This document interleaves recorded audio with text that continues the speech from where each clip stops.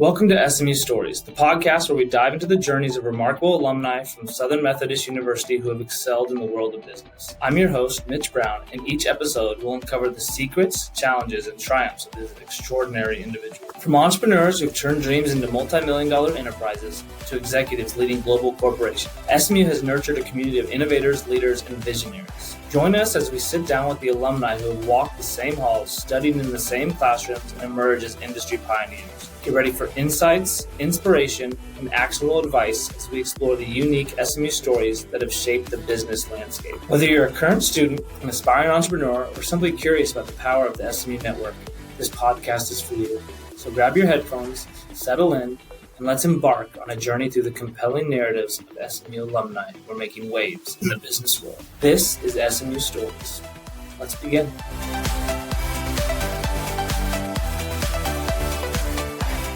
Today we have a special guest joining us. Graduating from SMU in 2009, Andrew Pieper has gone on to make significant strides in the real estate industry. Currently serving as a vice president of Hillwood Communities, Andrew has played a pivotal role in shaping vibrant, sustainable communities across the nation. Today we'll be diving into his journey from the SMU campus to the boardroom, exploring the challenges, triumphs, and insights he's gathered along the way. Let's welcome Andrew Pieper to the show. Andrew, thank you for jumping on and letting us tell your SMU story. If you wouldn't mind, for our audience, would you kind of just introduce yourself, tell us a little bit about yourself? Our crowd can know a little bit more about you. Sure. Yeah. Morning, Mitch. Thanks for having me on. I came to Texas via Wilmington, Delaware, back in 2005. Ended SMU and graduated in 2009. So I've been here in Dallas almost 20 years. And since I graduated SMU, I joined Hillwood Communities, and it's been my own job since graduation. So been fortunate and blessed to be here at Hillwood my entire career and be part of the SMU network here in Dallas. That's fantastic. Yeah, you're a rare breed these days to have the same logo on your resume since graduation. So I'm excited to get into that. So Delaware to Texas, was that always the plan? How did SMU get on your radar, and kind of walk us through selecting school and your experience on the Hilltop for 4 years? No, Dallas was not a part of the plan. Most of my family went to the University of Delaware. Most of my friends stayed on the East Coast. I went the furthest west of everyone, really west of Virginia, basically. So I didn't really know anyone out here. We had a family friend who kind of recommended SMU. I was really trying to get the heck out of Delaware and try something new and go to a bigger city, pursue a business degree. And so I came out here and visited back in 2004. I loved it and applied early, got in early, moved out here really again without knowing anybody. And the rest has been history. So it's been Dallas has been great to me and my family, and we've made it our home now. Most of our family's still on the East Coast. But yeah, SMU's one of those places where, especially when we went there, right? Now we have the ACC news, and we're more well known across the country, and more kids from not just Texas, but for me, somebody, you kind of go on the campus the first time, maybe you don't hear a bunch, but once you get on the campus, you're kind of sold. Is that the feeling you had in one visit? Yeah, for sure. It was kind of a hidden secret. I was afraid to tell anyone about it, but no one really knew about SMU on the East Coast. Everyone thought it was Southern Mississippi or some other.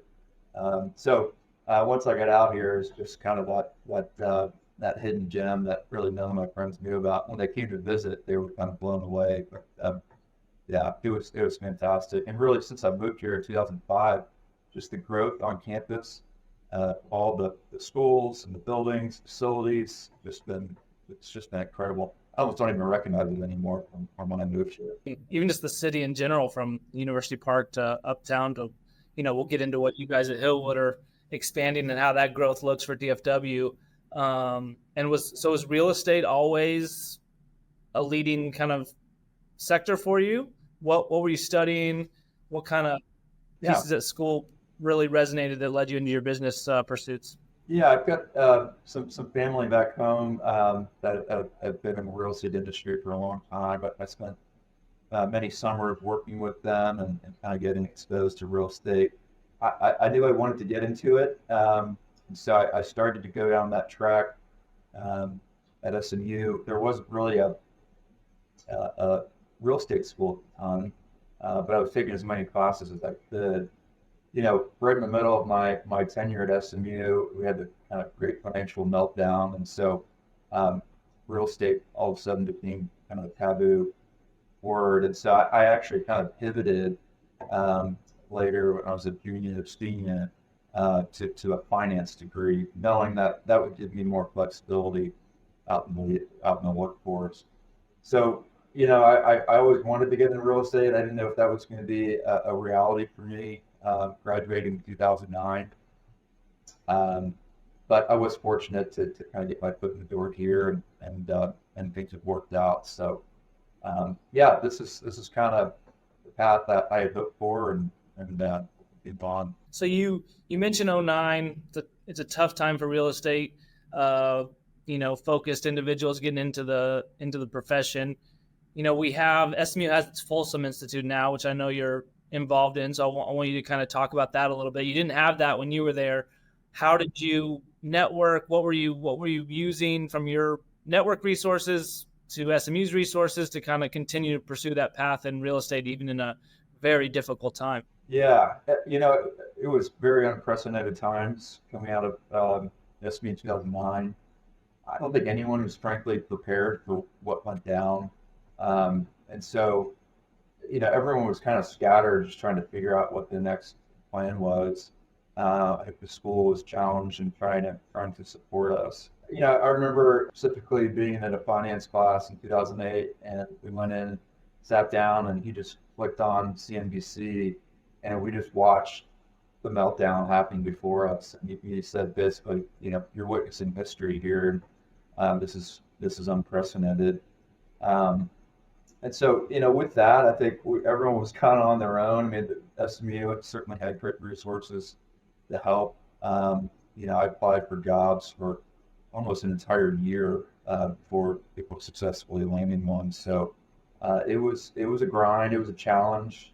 I had to really sharpen my skills and interview skills and network. And so it took really all hands on deck. Yeah, we mentioned this the other day when we were chatting, is that kind of gave you the perspective to why you want to give back to the current student base now, right? You know what it's like to be 22-year-old trying to find that first job, and really appreciated those people who picked up the phone for you and met you for coffee. So, you're doing that now. Tell us a little bit more about Folsom and kind of how you're giving back, and then we'll jump back into then how it started for you. Yeah. Like you said, in 2008, 2009, wanting to get into real estate, knowing it was a tough sled. I remember pulling out Dallas Business Journal, top real estate firms. I just would kind of go down the list, the top 20, and I was drafting letters, mailing letters to executives, basically begging for a chance to have coffee. And not everyone replied, but a few did, and I appreciate those opportunities. And I think that's really all you can do. It's just continue to network and ask for continued connections via those meetings. So I've been there. I've been in those challenging times with the uncertainty of kind of what's next, and so I very much appreciate that, and I'm always willing to meet with students who are going through that same period or season in their life. So I've connected through Folsom to do these mentoring sessions here at my office each month, and students, both undergrad and grad, can come in and just kind of ask questions, and I'm here to kind of support them. If not here at Hillwood, I'm happy to make connections elsewhere in my network, or give them advice, or let them bounce things off of me. I had some students that want to kind of do drive-alongs on some of our projects, so and I've done before as well. So giving back is huge for me, and I think is inherent and expected really with the degree at SEU here in Dallas. Lucky to hear that. That's cool. You've taken them on some drive along. I'm sure that's some good experience that they wouldn't see otherwise. So you're sending out letters. You're meeting with as many people as you can. How did Hillwood come about? And kind of give us that journey now, being there, was it 15 years or so? What the arc of your career is to where you are today, and what's kind of kept you there, and what you love about the company. Yeah, frankly, it's just kind of dumb luck. I guess at some point you create your own luck, right? So, I'd been networking for almost a year, coming into graduation, and funny enough, Hillwood had purchased this big portfolio of assets from a home builder called D.R. Horton in 2008. And one of the properties that Hillwood purchased was in Delaware, and we definitely don't have a presence in Delaware. It was a smaller asset and one that they were trying to unload. And actually, my family back in Delaware had the property under contract with Hillwood. So when they were visiting for my graduation, they were meeting with Hillwood, and they made the introduction to myself, and we just kind of continued to talk for a few months, and I asked for a chance, and they gave it to me, and it really was no guarantees of a 1-year contract, and no guarantees for what's next. And I said, well, thanks for the opportunity. I'm going to prove myself, and I just really worked my tail off that entire year. It's no vacation. I just kind of said yes to everything and made myself useful and valuable, which paid off. And it was a good hire for Hillwood and a good opportunity for me, because coming out of the recession, Hillwood was very opportunistic in getting out in the market, finding opportunities, buying up properties, pennies on the dollar. So we were very, very active here at Hillwood. And were you always in Hillwood communities? Yeah. So I started in Hillwood communities really quite literally at the bottom. We didn't have a true analyst role at the time, so that's where I really stepped in and kind of learned the nuts and bolts of the industry. And then for the audience, how does Hillwood communicate across all of its divisions pretty well, or is it you guys are your own P&L and communities, and the things that the industrial and the investment arm are kind of running in their own silos, and you guys are truly focused on development and acquisitions of communities? Yeah, it's a good question, and often confused. That there are very distinct kind of silos, divisions under the Hillwood umbrella. We cover really all asset classes across the board, but each one really kind of operates in its own individual capacities. So we're always kind of talking benchmarking, but at the end of the day, we're kind of staying in our lanes. And we really get the benefit of a lot of the shared corporate services that all. So can you give us a little overview of what Hillwood Communities is today, what you guys are doing, and even maybe explain how that's changed in your kind of 15 years there, as well as I imagine a lot of strategies have evolved. Yeah. So at Hillwood Communities, we are what we call master plan community developers. So we'll take a large tract of land, maybe generational farmland, and we'll take that and we'll put a master plan over it that'll be primarily single family oriented, but oftentimes it'll have some commercial corners and mixed use associated. But what we'll do is we'll go in and we will set up, these properties are so large, we really have to do it in phases, but we'll set up kind of our initial phase of infrastructure: water, sewer, drainage, roads, gas, electric, and we'll deliver kind of what we call pad-ready sites that we can then sell to home builders to build a home and sell to the end buyers. So we're doing that kind of on large scale, anywhere from 500 to 5,000 plus homes in a community. We operate primarily in the state of Texas, DFW being our largest market. Got a presence in Austin and a presence in Houston. And then we operate outside of Texas through a joint venture partnership opportunity split. We're kind of equity for local sponsors in similar single-family worlds. So we've been at it for 30 plus years. We're kind of probably the largest we've ever been now, or for about 50 employees across our portfolio. And frankly, we cover a broad range of disciplines in our world. It's not your typical asset class where maybe you're building something, you're leasing it up, you're selling it. We're very much kind of always active, and so I split my time really focusing on current phase of development and getting that kind of advancing that forward, and also kind of future planning and looking ahead at kind of what's next. And so I'm constantly interacting with cities and builders, cover accounting, marketing, development, engineering, debt, architecture. I mean, you name it, I'm kind of covering it under my umbrella. The master plan community, I mean, I feel like if you live in Texas, you're pretty familiar with that concept. Is that a concept that's been seen more traction, more popularity in the last 20, 15 years as kind of, and I know market shifts, right, where people are living more urban versus city-based, how has that evolved and kind of how do you guys think about that? And then tying that into the land you guys have to buy, how long are you holding that? How do you look to expand? Yeah, good question.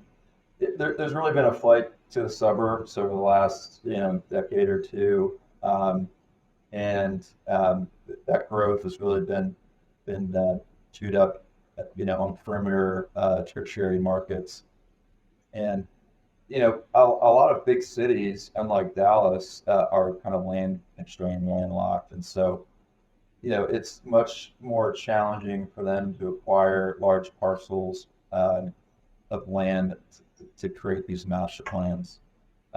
Here in Texas and Dallas, we've got plenty of land, right? So we're just continuing to kind of move up the tollway, move up 75, just kind of follow the existing infrastructure to expand and create these homes.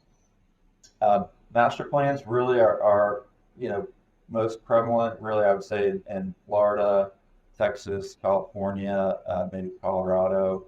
Other markets that aren't quite as large as ours, it's just they don't have the scale, the builders, the demand. So really, Texas has probably the most master plans in the country. And there's several large-scale developers like us that operate them. And so you talked about going north seems to be kind of the headline news of where the majority of these are being built and the ones you guys are building or have built.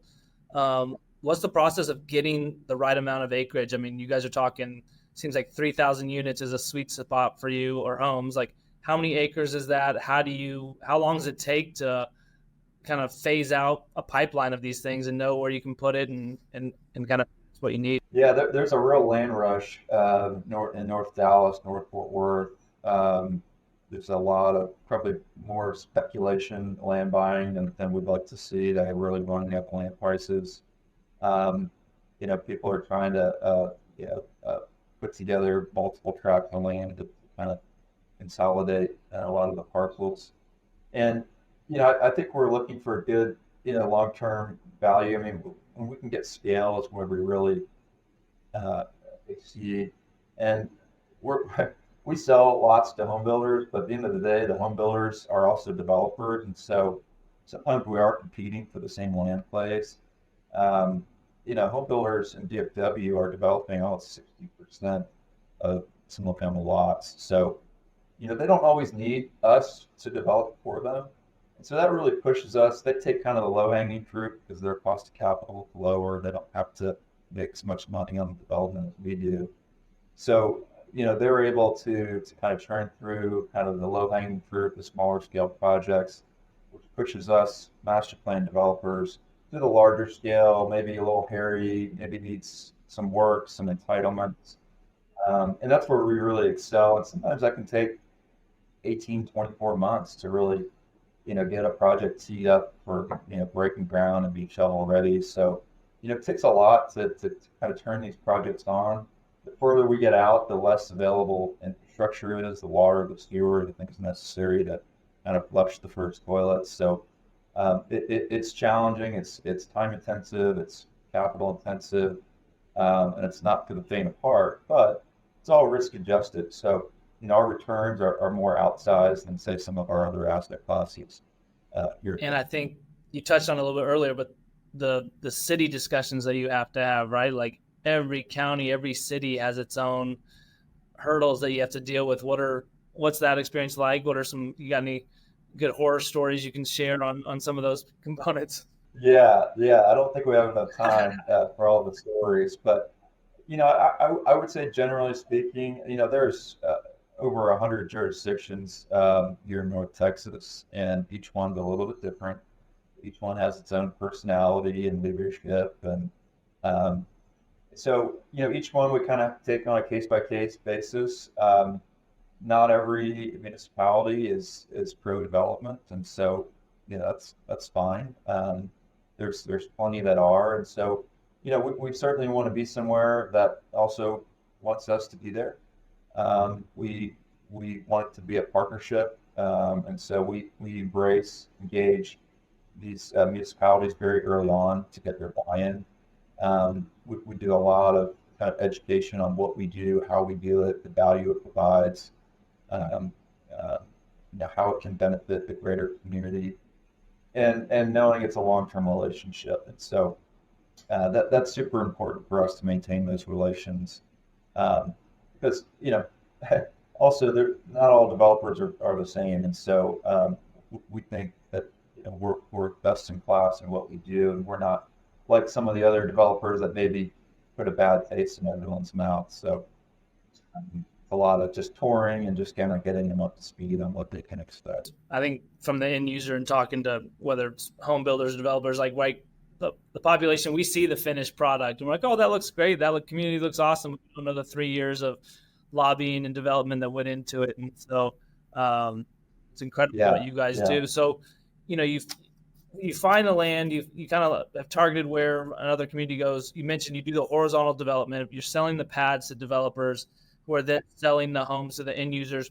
You guys will develop, kind of some of the mixed use playgrounds, some of the retail. How you guys stay involved all until the end? You continue to own the land, you continue to own the amenities. When do you exit? Kind of walk us there. Yeah, good question. So because of the long-term nature of these projects and because we develop in phases, it's vital that we really kind of maintain control throughout the life of the project until we're built out. And so, one of the marquees of a mastermind community is really the homeowners association that we've set up, and that's really intended to preserve value. Have some regulations and guidelines in place that everyone can count on, and know that your value is protected and that the community is going to look good. Your neighbor's not going to have 6-foot tall weeds and paint their house pink, and so setting up the homeowner association early on is very important. We maintain control of the HOA board until I think 90+% built out. And then we start to transition to our homeowners and a homeowner-run board. We like to set them up for success by establishing, reserve funds for the HOA. Set their dues appropriately so they're not handing over, a disaster. So the HOA is super important for us to kind of set up and establish, as we go through the project. You mentioned being best in class, and I think the awards kind of back that up. You guys got a bit of a dynasty going on here under your tenure. You got 3-peat kind of home builder of the year, right? Can you share some of your highlights of your career there? What are some of your favorite communities that you guys have built? Maybe touch on what's special about each of those. And we can't let you give all the good highlights. Maybe a couple challenges along the way that kind of stick in the back of your mind. Sure. Well, I've been fortunate to work on a very diverse mix of communities and really a ton of different home builders. Yeah, coming out of the analyst role, we were buying up all these properties. We were accumulating this portfolio, And then things slowed down, prices came back up, and we weren't buying as much. But then we had all these assets and really no one to manage them. So that was a natural opportunity for me to kind of move up to the next step of project management. So I started off with some smaller kind of communities, and I worked my way up to larger and larger communities. And I would say that the one that stands out that I've worked on is one called Pond Square in North Lake, up North Fort Worth, west of 35, north of Hillwood. We were under construction in 2018. Our model homes opened in 2019, and then COVID hit March of 2020. And I think we all had a moment of panic in our industry, in all industries. So we kind of embraced for impact, but then I think as we all have seen play out, COVID, it was really an accelerator for single family homes. And so Pecan Square especially really outpaced all projections. And it was really one of our most ambitious projects we'd ever done. It was the largest at the time. We had 10 home builders, which is the most amount of home builders. We developed 700 lots in our first phase, which is more than we'd ever done. So we had kind of oh crap moment. Right. when we came to market and we hit COVID. And so, but it's been a huge, huge success, and not only for our home builders, but for our residents. It's perennially one of the top selling communities in DFW and in the country.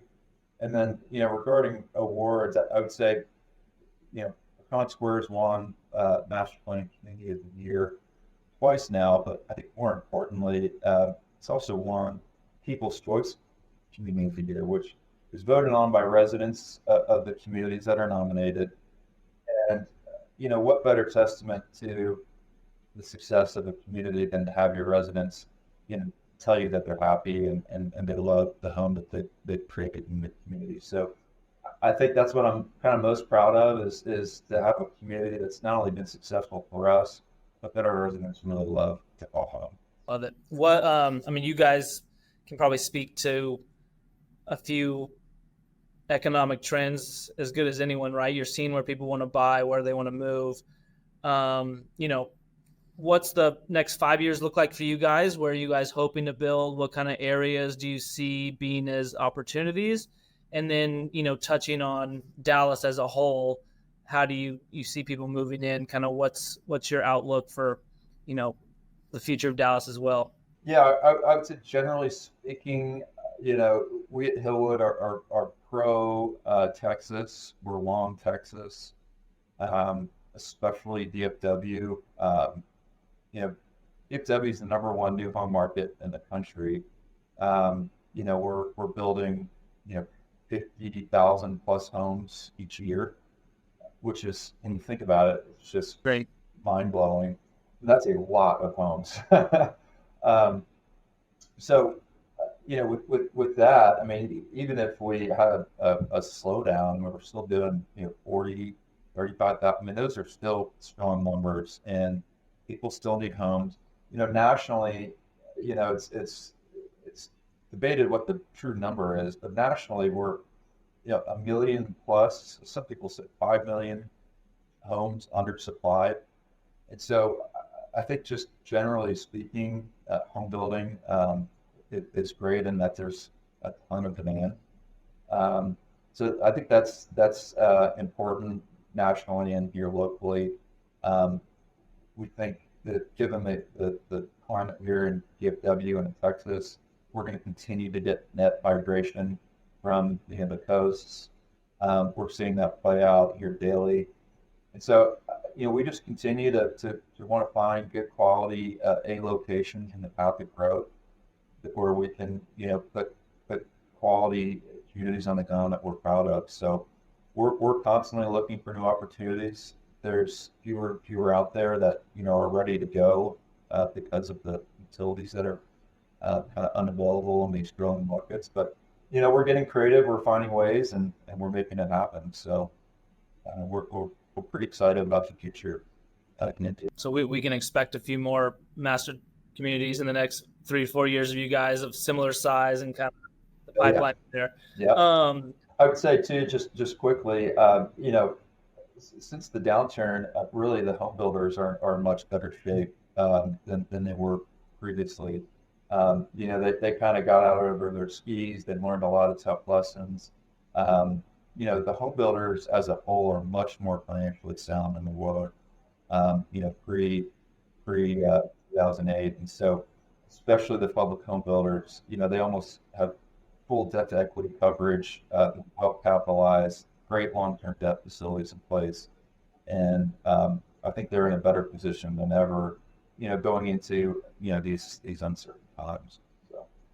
One thing you touched on of interest to me was, you mentioned the coastal folks moving into DFW. Are you seeing that the people from New York, California, they're wanting to move out to the suburbs, go to these custom master communities, or are they more, urban, want to move into closer to the metro kind of big city areas? Yeah, I think what folks are finding when they come visit DFW is that with the equity they're bringing from their existing home, they can buy a really, really nice brand new home in a new community. And so the advantage of the new home industry is quite strong today. The average sales price of new homes and existing homes is about even. And so if you were given a choice of a 20-year-old home or a brand new home with a 10-year warranty, I mean the decision is obvious. And on top of that, one of the biggest incentives right now to buy new is home builders are able to buy down interest rates. So, if rates are around 7%, home builders are buying down rates into the fives. So that's something that when you're buying an existing home, you don't really have that opportunity available to you. So we're seeing that's a big advantage. And then I think we're hearing from our home buyers that they're coming from these other markets, from communities they've lived in for 20 years, and they don't know a single neighbor in the neighborhood. And they come to our communities, and we have these robust lifestyle programs. Everyone knows each other. Everyone's there to support each other. And they'll say that they know more people in 2 weeks than they knew in 20 years. That's where I wanted to go next. What are these trends that these master communities have to have, right? You guys have these, like you mentioned, pools. They've got, there's one Salina that have almost a beach or something like that. What are some of the trends, the things you like, the things that work, and where do you see these going even into the future? Yeah, it's a good question, especially in these competitive markets with multiple, quality match plan communities. There's been a bit of a run up of a kind of what we call like an amenity arms race. Everyone's trying to kind of outdo each other. I think years ago it was just kind of what's the biggest, grandest, amenity community center you can build, the coolest pool. Things like that were tangible and obvious and so forth. Now we're seeing more and more of a switch, and this was evident pre-COVID, but COVID really punctuated it, is kind of these health and wellness, outdoor living, trails just are constantly at the top of the list of preferred amenities. People just want to get outside. They want access to open space, green space, nature. They want to be able to walk to their, maybe mixed use commercial. So, creating these great outdoor experiences, I think, are really important for us. And it sounds silly and it's not super expensive, but you can find ways, just proximity to open space, right, trail systems. And people are willing to kind of give up the size of their lot, maybe a smaller backyard, as long as they're adjacent to open space. So, with prices going up, we're having to reduce the lot sizes, reduce the home sizes, and people are okay with that as long as they're, had access to good open space and trails to get elsewhere in the community. So that's been important for us. And a lot of these big amenities, they do cost money to maintain and operate, and so we have to be very cognizant of not getting too far out over its skis, because it needs to be viable financial long term. So how has technology come into play for y'all's world? I know I mentioned there's an SMU alum who has a VC fund out in Austin. He's invested in a 3D printing home builder. Is that pop up in your world? Is that a reality? How does that? What are some of the technology changes that excite you and maybe are a little bit more myth than reality? Yeah, that's a great topic we could talk about probably all day. I mean, I would say what is real estate, especially single family home building, has been so slow to advance in the industry and kind of adapting to new technologies. Very slow. I mean, some people will say, the home building hasn't advanced since the creation of the hammer. It's like we still build homes the same way today that we did in the 50s and 60s, and it just takes way too long. There's too much waste, and there's got to be a better way to do it. And there are a ton of companies with a ton of money out there chasing, more efficient ways to build homes, and no one's cracked it yet. There's a lot trying. It's not without effort. There's been, some really big companies, startups that have tried and failed, but I think they just continue to kind of push the limits of what's possible. And I don't know if it's the same company, but we actually our community in Houston, Austin, partnered with a home builder that's doing 3D printed homes. Okay. And it's not going to be, it's I think 100 lots out of several thousand, so it's not like we're betting the farm on it, but it's something we want to try out. We want to be known for being innovative and embracing new industries and technologies. So we want to try this kind of stuff out, and we'll continue to do that and find a way. But yeah, I don't think anyone's cracked that yet, but we're trying. That'll be a total step in the future if that becomes a true reality. And like you say, the involvement from the hammer, we're due on that end. I would say one more thing just to mention. As we're looking ahead to the community of the future, something we're trying out right now in Pecan Square. We actually have a drone delivery service that everyone in the community has an app. You can order a cup of coffee, you can order a snack, and we have a little launch pad in the community. We've got drones that just deliver, drop it down in the parking lot. It's super cool. And now we're talking about, all right, well, where do these drone pads go in our future communities? How do we plan for them? How do we integrate them seamlessly? Autonomous vehicles, taxis. How do we? So we're constantly trying to think ahead about what's next and try things out, and who knows if it'll work or not, but at least we'll. Okay, I'm gonna make a note here. We're gonna have to have you on again, get Colin and do a whole tech on home building. Because I didn't even think about develop your site for the autonomous vehicles, how that grid overlays with what you build. I'm sure that's a whole, we're a ways away, but that's something that's potentially not too far from the road. Yeah. What keeps you up at night? What's broken in this industry? I know land is becoming, a tough piece. What else kind of do you need to see fit as you guys grow? Yeah, I mean, I'd say the biggest challenge that we faced, especially here in DFW, is affordability. So, 10 years ago, the start of the kind of the Texas miracle, everyone was, looking at different places to relocate, and they'd look at Texas and they'd say, well, this is great because, all my employees are challenged to find affordable housing in these markets. But in Dallas, Texas, homes are so affordable.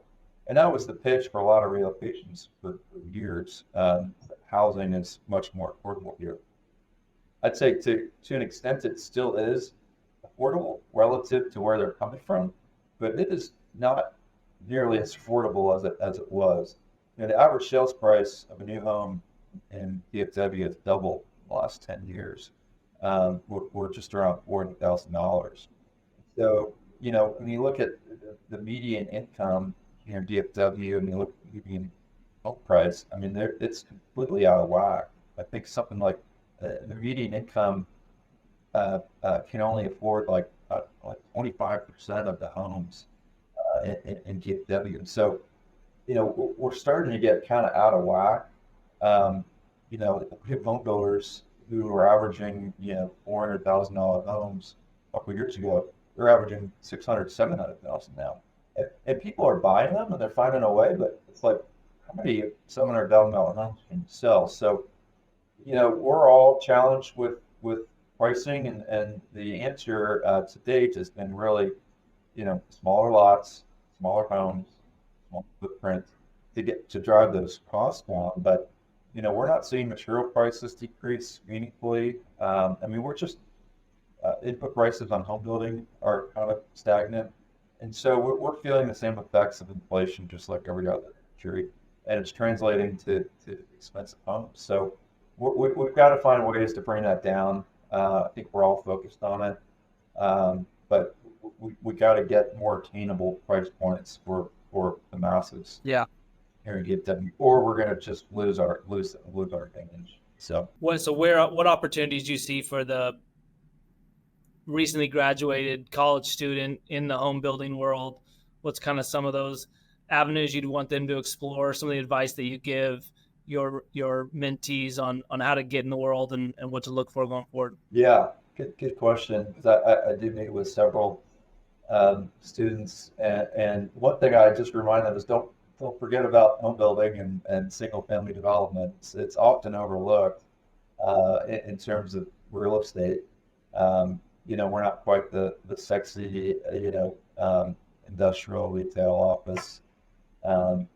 But home building is a big industry. Like I said, we're the number one new home market in the country.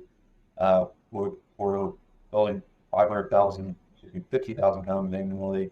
We're developing about 70,000 lots annually just here in DFW. So there are a ton of job opportunities here in our industry. And so I always encourage people that, don't forget about what we're doing here. But then also don't be afraid to try things out. You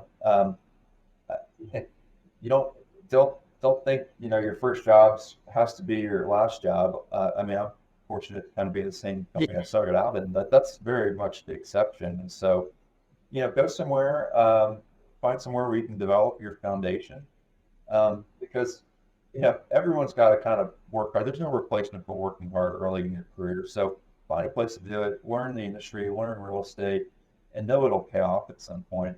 And a lot of the foundation in real estate is transferable. We might have different asset classes, but at the end of the day, we're all kind of doing the same thing. And so you just kind of have to adapt. But, having that base foundation, I think, is very important. And I would say, I always advise, not all real estate firms are created equal. So, do your diligence, ask questions. It always amazes me when I'm in interviews these days that, candidates hardly ever ask questions. And you really have no questions for me? Like, are we bankrupt? Are we, what, do we have any capital? Do you not care? So I think it's important just, again, do your diligence, evaluate the leadership, look at their history, ask, does this firm have access to capital? Where is it coming from? Are they highly levered? What's their future plan? Are they going to sell in 2 years? Or are they a long-term, yeah. Plan, I think that's good advice. I think you're so shocked or a little bit nervous as you go in those interviews. Sometimes you just want the job. You don't want to have pushback, but I think that's advice well given to, hey, you're invested in this proper process too. Make sure you're comfortable. Make sure you're asking the right questions. And I think as an employer, you should appreciate those types of questions. And if you can't answer them, then right. That should be some of the easiest things to get to. No, Andrew, this has been awesome. Appreciate you sharing your story, all that you do to give back to the school. We'll make sure the audience that watches knows how to get in touch with you if they want to put their hard hat on and drive some properties. Hopefully none of those tornadoes touch down while you guys are out there. But, parting question here, headed into the ACC, I'm tracking everyone's prediction. How do you think we fare season 1 football? Man, I think we've got a lot of momentum. I'm optimistic. I'll say that. I think a lot of the casual SMU football fans who are kind of, let's just pique their interest. I think the SMU network here will kind of embrace this new season for the Mustangs, and I hope they show up and the masses. And I think we can kind of get the momentum on the fan side. I think it'll boost the morale and the team itself. So I'm excited, frankly. It'll be fun. I think we got the talent. I think we'll compete right out the gate. It'll be fun to get all of Dallas bought in and see that place rocking. Thanks again, Andrew. Looking forward to having you back on. Yeah, you bet. Thanks for your time, Mitch. Appreciate it.